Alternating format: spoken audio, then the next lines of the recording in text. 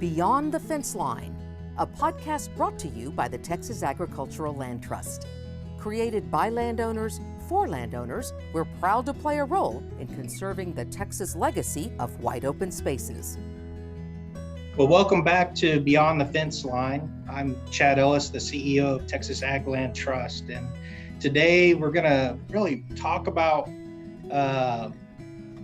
one of our partners on their landscape and great land stewards that we all love so much, and we appreciate all of their work that they do, not only for themselves and their family, but for all of us Texans that get to enjoy it. So they're going to kind of visit about, the conservation easement. We're getting close to that last stage, and I think really hearing from them and understanding their decisions and what got them to the point where we are today. And so my special guest today, I'm truly blessed and honored, is Deborah Clark and Emry Birdwell from the Birdwell Clark Ranch just outside Henrietta in Clay County. And I've been very fortunate to know both Deborah and Emry for quite some time, and got to see all their blood, sweat, and tears and passion on the ranch, and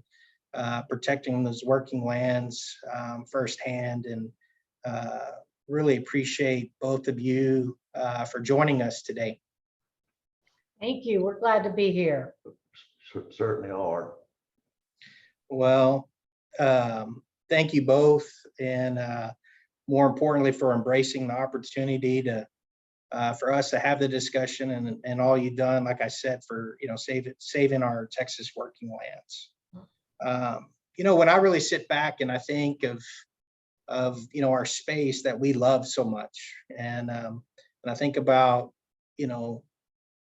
stewardship takes land stewards, right? Or land stewards, it takes folks like yourselves. And when I think about successful land stewards in our ranching community, I mean, the two of you come to my mind first off, and really appreciate you guys and everything you've done. And I'd really love, I think our listeners would love to hear from both of you of your story of how it began and where you are today, and really where you see the Birdwell Clark Ranch in the future. Well, I'll get started. I don't think we really knew what was going to happen when we closed on this ranch on January 30th in 2004. What we did know is that it was the first time our careers came together. I'd had a separate career in telecom, and Emry, of course, had always been in ranching. And this provided an opportunity for us to really come together. I'm not saying it was easy, but those first few months were so exciting and fun, and discovering this ranch from the corners of it to this house that we moved into with all the surprises and the history.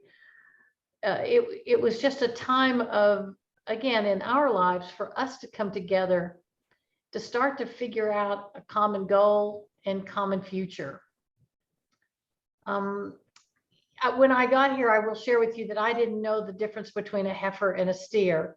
And I know that was very frustrating to Mr. Birdwell, who's sitting next to me. And I certainly didn't really understand about stewardship or conservation. I thought if it was green, they would eat it, meaning the cattle would eat it. I had such a huge learning curve. Of course, Emry didn't. He's so intimate with the land already, and he knew, he could see things that needed to be done that I didn't even know were problems. You want to speak to that? Well, I grew up, and my dad was a cowboy and rancher. He started from nothing, and he built what he had from nothing. And of course, I learned at his feet. And then all the people I knew through him were more knowledgeable and better teachers than any school I ever went to. And then I got to go to Allen Savory School, and it all kind of leapfrogged over a lot of things from that point on. Yeah, go ahead, Deborah. I just remember the first time. It sounds like that movie out of that Tom Cruise movie. I still didn't know what we were doing, and he took me out kind of on a date night, and he took the pickup straight out into the paddock, into the middle of a bunch of cattle, and he started talking to me about something about holistic, and that's when I tell him, and I laugh. I said, "You had me at holistic." Because as an old hippie, somehow that felt like I was hearing these words from this long, tall cowboy, and he was talking about holistic management, and he did hook me at that point in time. I think the thing that made both of y'all successful, right, in your relationship together as a family, your relationship to the land and what you've accomplished, is that you both are lifelong learners. And that's something that I admire from both of you very much. Well, I think, well, thank you for that. And I do believe we're lifelong learners. For my 70th birthday, I gave myself the tuition money to go to Nicole Masters' Create course that took 6 months of my life. And what I appreciate about Emry is that he comes in at nighttime and goes and sits in his chair with his favorite toddy in hand. But he doesn't stop thinking. He's constantly thinking about new ways to approach the problems we have, or new ways to help make us better or make the land better. So thank you for saying that. I hope we never stop learning. No, it's a mistake. It's a mistake in any business to think that you already know all there is to know, or you don't need to change half what you think you know. And that's been both of our strong points, I think, is to get past a lot of stuff and keep going. Emry, we sponsored a workshop here at the ranch with Alan Williams with Understanding Ag, and Emry had never heard Alan in person, and I've been around Alan or on workshops. And when Emry suggested that we use Alan Williams and bring him here, and now even open the door to maybe to some consultancy with him or representatives of Understanding Ag, again, it's a testament to the fact that we want to just continue to learn and evaluate and reflect and execute things that might help us here at the ranch or help improve the ranch. Yeah, and I think you take it the other step too, both of you, is that you're willing to share, maybe your lessons, and some of those lessons were hard lessons of helping empower your other fellow ranchers, and I think that's it takes us all to learn and be willing to have those conversations and work together and improve. It's a when we think about it, it's definitely a journey, not a destination, in that improvement. And thinking about the continual improvement, you guys, since you bought the ranch, as you said, you're constantly thinking of how do we do things better? How do we tweak this, from the business side to the land side to the cattle side? How do you improve your forage quality? All of those things, maybe visit a little bit more of your operation and kind of talk about, your stocker operation. And I think you just finally maybe getting to take a breath today. I think you had your last pot load out yesterday, Emry. Well, we got 3 more to go in the morning. It's hard. They would all be gone, but it's hard getting trucks right now, and for whatever reasons, and a lot of reasons. So we got 3 more to go in the morning, and then we're through, at least here in Texas. We'll have our Kansas cattle still to go in August. But yes, we're through here, and it's a good time. We normally go this time of year anyway, but it's a good time to be going for sure this year, since it's dried up. We got lots of grass left. Our water's running, getting lower, as it is for everyone else. And I looked watching the video today, and normally we'd be starting to buy some cattle out front to get into October. Right now, I'm a little hesitant to just jump in with both feet to get started. And I'll probably be over that by next week. But anyway, That's what drove me crazy. The 68th truck had just left the ranch this morning, that taking cattle off the ranch, when I hear this noise in the background in the office, and Emry's got Superior turned on and he's looking at the video auctions. And I'm like, are you kidding me? Can't we have a break? well, I almost bought one load, but they wouldn't have got here till October, so I just held off. And so, but you got to be looking ahead all the time and planning and thinking what might happen or what you need to happen or what's going to happen. So, and anyway, that's just the way we do it. So. Yeah. So what are you, Emry? I mean, thinking about that and the extreme drought we're in, man, and just looking at the forecast, I mean, I don't know when it's going to light up or, kind of start relieving. I mean, how are you evaluating? I mean, you definitely read the land and better than anybody. And what are you looking out at the landscape to start making those decisions of, how many head? Is it October? Do you delay a little bit? Or, what are you, kind of walk me through your thought process there? Well, we're going out, and surprisingly, the grass is still growing to a certain extent. We left enough grass cover there. The more grass you leave, the more grass you grow. And we're in pretty good shape. And we're going to have grass when we get to fall. It's had 150 days rest. So, and if it don't rain, it's certainly going to be brown grass. But knowing that and by monitoring how much we grow between now and middle of September or 1st October, we'll estimate what we can or can't do. And of course, a lot of cattle we run on wheat also. So we'll be looking for that to happen. And so it's just looking at you, but I heard people say we don't believe in weathermen and long range forecasts. You need to pay attention to them, whether you believe in them or not, and be aware that there might be a problem coming at you. And so we're looking at that, and we're going to buy some cattle at some point or another, because we do have the grass and we'll have some water, and you can't just be sitting here flat-footed 1st of January and say, I need to 8,000 cattle. It just don't work. So Right. If we get them bought and we can't handle it, then we'll sell them or do something else with them. We won't hang on here till we grind it up. But we're going to be moving one way or the other. Yeah, great. Appreciate those insights and thoughts and a lot of wisdom of, like you said, it takes grass to, but it's like I always say, the more green on the pasture puts more green in your back pocket as well, and understanding that side of it and the connections on that. I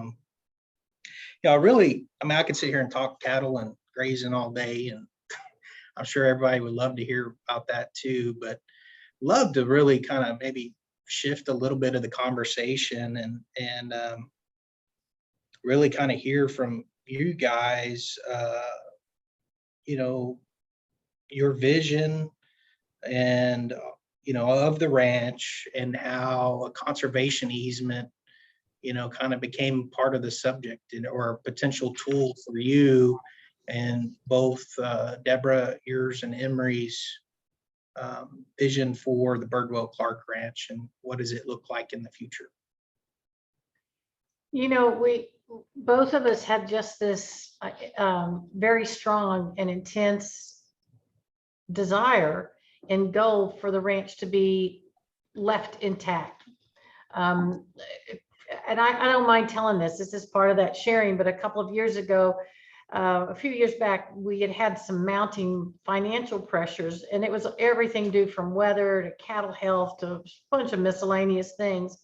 And we ended up having to sell a couple thousand acres of the ranch. And it was one of the darkest times in each of our lives. And we came out of that with just this notion that we never wanted to see another piece of this ranch be fragmented, sold, taken away, developed. And we kept trying to figure out ways to keep it intact. And we weren't all that familiar with conservation easements. We became motivated when we were concerned about our succession planning. and what would be left for our children? And would they have to sell the ranch simply to pay estate taxes?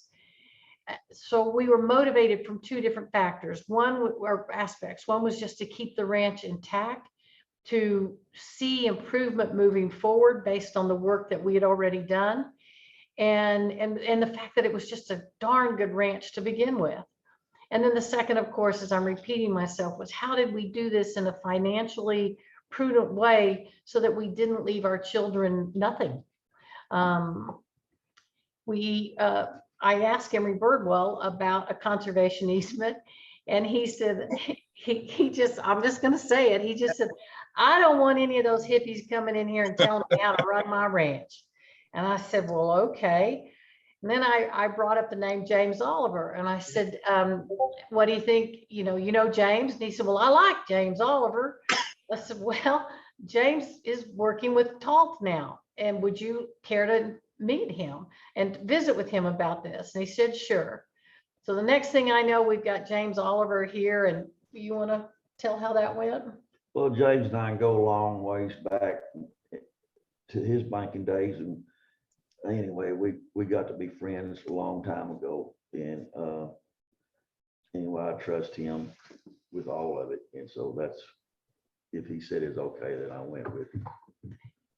That night, the first night that James was here, well, he was only here one night, and as we went to bed, I just kind of wanted to gauge Emry about what he thought about the conversation. And he said, well, this is the first time in 18 years that I think I'm going to get a good night's sleep. And that just had to do with what the possibilities were with the conservation easement. Yeah, I mean, one is James and I really appreciate Emry, you calling us hippies. No, just joking. I mean, yeah, I think, I think there's a lot of myths, I guess, or misinterpretations of conservation easements. And, it really starts with, and I think you said it well, Emry, it starts with, a trusted partner that, you're going to be there, side by side. And, that partner, the easement holder, like Talt, is going to be a partner to your family for generations to come. And it really has to start with that trusted source.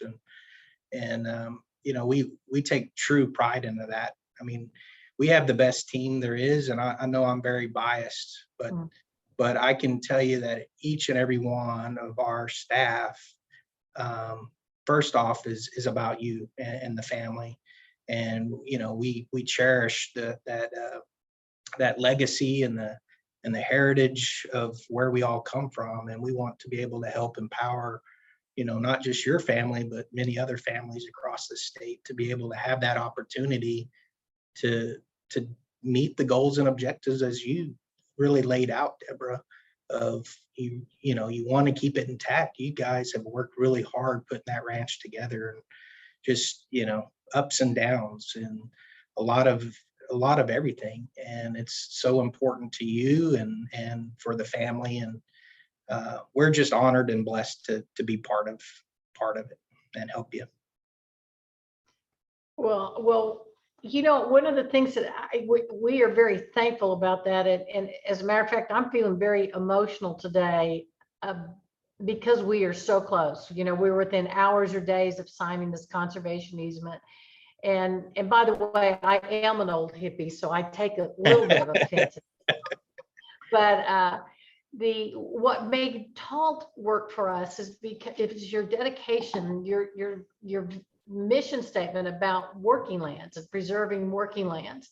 And we didn't want this ranch to become a park and a passive green space. We wanted the value in it, and what improved it, and what's helped it to go from 2,000 head of cattle to we bring in a lot more cattle than that these days, and 6,000 to 8,000 head of cattle. And what did that is because it is a working land. It is a working ranch.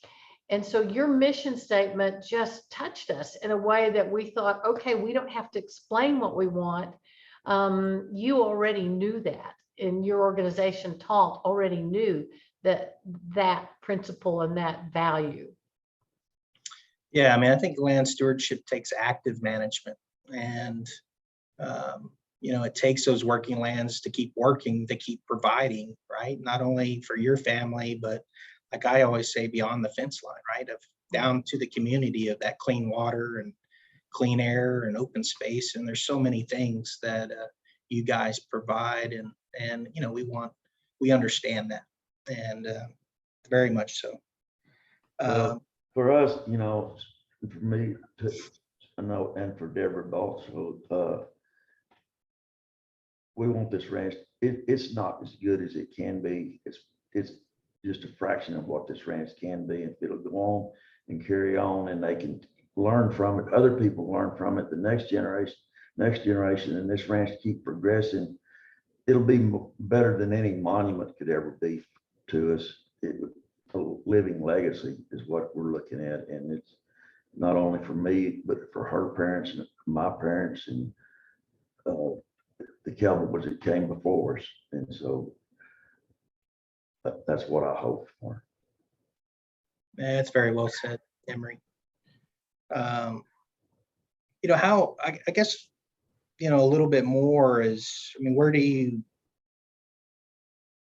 beyond this conservation easement, helping you meet that long-term vision and goal, and that living, I guess, legacy, where does it go from here, I guess? I mean, or maybe rephrase it. I mean, what does your children think about it, and, thinking about their children and so on? I mean, how does that conservation ethic and around this land and this easement being passed down? I mean, how some of those conversations with your children have been, and what are their thoughts? Well, two Kendall, Debbie's blood daughter, and my son are all in it for us, but really have no real interest in coming back here. Our son-in-law starts with him, Slick Robinson, and my daughter, our daughter, but and granddaughter, and I think probably Slick and the granddaughter are the ones, but are the ones that'll be leading this forward. And I'm trying to teach them as much as possible, and they're leaning towards this coming in anytime now. So. That's great. Well, and our daughter and Lindsay too is I mean, they are a unit. Lindsay and Slick and Hadley. Lindsay is an attorney and has a career in her own right, and just for them to be considering coming back to the ranch, that's a big transition for the entire family. Mm-hmm. I always tell people that, we don't hold it against our children. We bought this ranch after they were gone. So right. This ranch is not something they grew up on. They didn't develop the intimacy with it. They've only heard about the hard knocks and the joys. And so bringing them here to enjoy it and let it be theirs is important to us. But learning that real conservation, the real stewardship piece of it, the regenerative nature of what we do and how we graze is something that you got to be here. You got to be here to sense it and feel it and want it. So that's our hope that Lindsay and Slick and Hadley will come on in conjunction with their siblings, but they will be the ones that will continue to make this place a working ranch. Yeah, that's wonderful, and it's neat to see the whole family come together, right? And everybody has their own part and piece and sacrifice, and that's true blessing. And I think I always kind of say this, and we talk about, and I even mentioned it, right? A conservation easement is a tool, but in some sense, really, it's the toolbox, right? The tools are your grazing and your management, your land stewardship, and all of those things. And that easement actually is the toolbox that holds all that knowledge and those tools together, right? To be able to keep that legacy and heritage down. As you guys are feeling some of the pressure, right, of starting to, and as we are across this across the state. I mean, we're losing more land than anyone in the nation of our working lands. And, as we're starting to get more and more interest in conservation easements, and I think is great, especially on our working lands. With these pressures of development and, all these other different pressures of, more folks moving to the state, these are true pressures that, actually hinder our freedom to operate and things of that nature. But however, not all of our families, across the state really understand the easements and how they work and the aspect of it and how it can be something useful for them. I always say it's not, it may not be the right thing for every family in every situation. And I think that's key to understand as well. But, is there any other advice that both of you would like to give to other landowners who are considering, easements on their property? Yes, something that I would like to share is that, we thought our stereotype or assumption was that a conservation easement was too restrictive. And what we've learned, and we didn't want to put that restriction on any of our adult children or our grandchildren. What if this is not where they need to be, or this is not the inheritance that works for them? So when we learned though that the conservation easement can be sold, and that our children would simply need to find a buyer that's interested in a conservation easement, then we started learning that there was maybe not a demand, but there is certainly an interest in lands with conservation easements. We suddenly realized that, man, we could have our cake and eat it too. We can provide for this working legacy for this land to stay intact and not constrain our children. So if after we're gone, this is something that they're not drawn to, or it doesn't work out, at least they have the option to sell the ranch and the ranch still remains intact. I want to pass that on to people that might be listening, to know that it is not a limiting factor. Putting your ranch into a conservation easement is not a limiting factor. Emry? Well, I totally agree. And it doesn't hit you till you start going east towards the other side of Decatur and see that rolling line of houses coming towards you and realize we need to stop that, or we're going to be in deeper trouble than we're already in. And so that was our part to help do that. Yeah, I think those are very, very great statements, right? And I think there's some of that misinterpretation or things that you still own the land and you can still sell the land, and it's just, you just don't have that development side. And I think it's important. And you and Emry are a great example of meeting your wishes and that legacy, and you're okay if down the road, it may not be what you expect, but there's another family that ends up with the ranch, but that ranch is staying that working lands and it's still providing all of those benefits. I think it's a really good point, Deborah, on that. Any other? Yeah, go ahead. Sorry.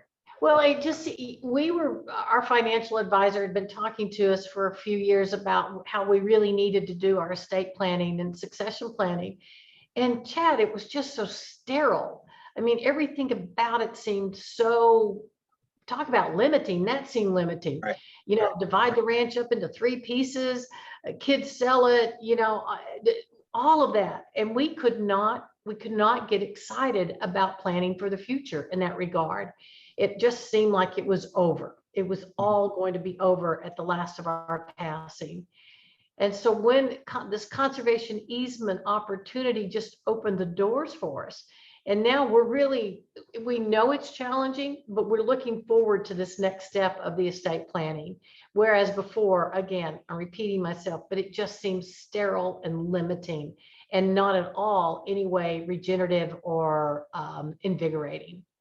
And I think too, is if we look at kind of the bigger picture, and we look at the trends and we look at the things like Emry, you were talking about, hit Decatur and you start looking at the rolling lights and the rooftops, we're losing 1,000 acres a day of working lands. it's not going to be very much longer where I think when we see ranches at scale, those ranches are going to have easements on them. And so if anybody in the future that wants to buy a ranch at scale, it's going to have a lot of value with that conservation easement, as you said, Deborah. Right. Yeah, we're hope so. Yes. Well, is there any other considerations or thoughts that you may have to help other landowners as they're thinking through this that you can think of? You got anything? No, we're just lucky you people are out there. I appreciate you being there to help us and being there in the future. Well, I always say, Emry, there's two things that motivate me, and that's the relationship of people to people, and the second is a relationship of people to the land. And there's not a better organization, for me to work and be part of and help families like yourselves than taught. And it's a true blessing every day. I've been here a little over 2 years and haven't worked a day yet. And that it's being able to help you, Emry, and help you, Deborah. And it's a true blessing for sure. Well, and about the time I've shared this with you, but about the time you think that message is out there, you just keep telling that message again and again. And now you've got 2 new converts that will help with that. So that people that don't understand a conservation easement can come and visit and firsthand talk with us. And indeed, that's what through TALT and our predecessors that have signed conservation easements. I do want to thank you for that and for each of those individual ranches and people that were most willing to be transparent and share with us what this process was like and is like. Yeah, no, I think that's important. And I think, you guys are our 38th family. You're number 38. And that's exciting. To me, that's the metrics that keep me excited about. And how do we get another 38 families that we can help, right, with that legacy and heritage down. And I appreciate you guys and all you do. And well, thank you. We certainly are appreciative of you guys and Tom, all of Tom. Well, I'm glad you're getting close, Emry, of your last pot loads, and maybe here in a few weeks you can put your feet up finally for a few weeks and then back at it, buying more cattle and back at it again. Thank you. I just want to put my feet up and watch it rain. That's good. Hot. Well, thanks again for joining us today, and also just really thank you again for your vision and your foresight and partnering. Having the confidence in us means the world to me, and we'll do everything we can. And as we sign here, like you said, in the next hours or sometime this week in this conservation easement, we're part of the family, together. And we'll be there by your side and doing everything we can to help you and future generations, keep stewarding that land. So I just want you to know that it doesn't end as we sign. TALT doesn't go away, and we're not there to hinder or get in your way of the operation, but we're here to always be a resource for you and help you. And we're excited about that. And we've tried to convey that to our kids as well, that they see you as family and as a support. And that's what we're all hoping for. Thank you. Yeah, thank you. Yep, thank you guys. And I just want to thank again our listeners for joining today. And I think you probably just enjoyed just as much as I did of visiting with Emry and Deborah. And look forward for you guys to catch us again next time of Beyond the Fence Line. Our next episode, we're gonna kind of shift and talk. Our our friends of Bamert Native Seed are going to sit with us, and we'll talk about grass restoration and management of our native grasses. So please join in, and look forward to it. God bless. God bless. Thank you. Beyond the Fence Line is brought to you by the Texas Agricultural Land Trust, dedicated to conserving the Texas heritage of agricultural lands, wildlife habitats, and natural resources. Find out more at txaglandtrust.org.